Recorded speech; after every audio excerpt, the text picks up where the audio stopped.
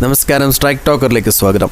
പാർട്ടിക്കും സർക്കാരിനും നേരെ ഉയരുന്ന വിമർശനങ്ങൾ പ്രതിരോധിക്കാനും സർക്കാരിൻ്റെ വികസന പ്രവർത്തനങ്ങൾ പ്രചരിപ്പിക്കാനും പാർട്ടിക്ക് പുറത്തുനിന്ന് 15,000 പേരുടെ സേന രൂപവൽക്കരിക്കാൻ CPM പാർട്ടി അനുഭാവികളായ വിദ്യാർത്ഥികളെയും യുവജനങ്ങളെയും സാംസ്കാരിക പ്രവർത്തകരെയുമാണ് ആദ്യഘട്ടത്തിൽ ഉൾപ്പെടുത്തുന്നത്.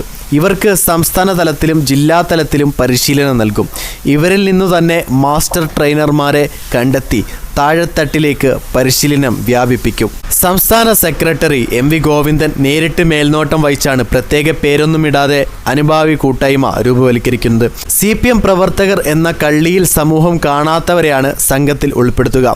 പാർട്ടി മുൻനിരയിലോ പിൻനിരയിലോ സമീപകാലത്ത് പ്രവർത്തിച്ചവരെ കൂട്ടായ്മയുടെ ഭാഗമാക്കരുതെന്ന് സംസ്ഥാന നേതൃത്വം നിർദ്ദേശിച്ചിട്ടുണ്ട്.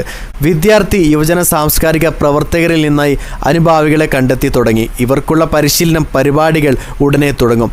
മൊബൈൽ ഫോൺ ഉപയോഗിച്ച് ചിത്രങ്ങളും വീഡിയോകളും പകർത്തുക, റീൽസ് നിർമ്മിക്കുക തുടങ്ങിയവയിലാണ് പ്രധാന പരിശീലനം.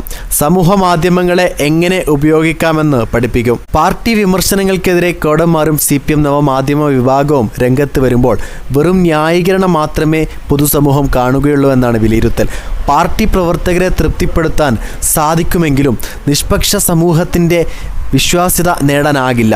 പാർട്ടി പ്രവർത്തകരും സൈബർ പോരാളികളുമല്ലാത്തവരുടെ ഇടയിൽ വിശ്വാസ്യത സ്വീകാര്യതയും പുറമേ നിന്നുള്ള സൈബർ സഖാക്കൾക്ക് ലഭിക്കുമെന്നാണ് കണക്കുകൂട്ടൽ.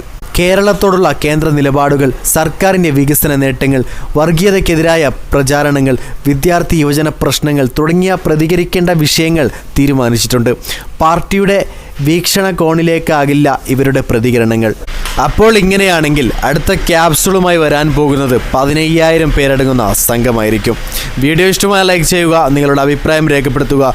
കൂടുതൽ വീഡിയോസുകൾക്കായി ഈ ചാനലോട് തന്നെ സബ്സ്ക്രൈബ് ചെയ്യുക. This is strike talker signing off.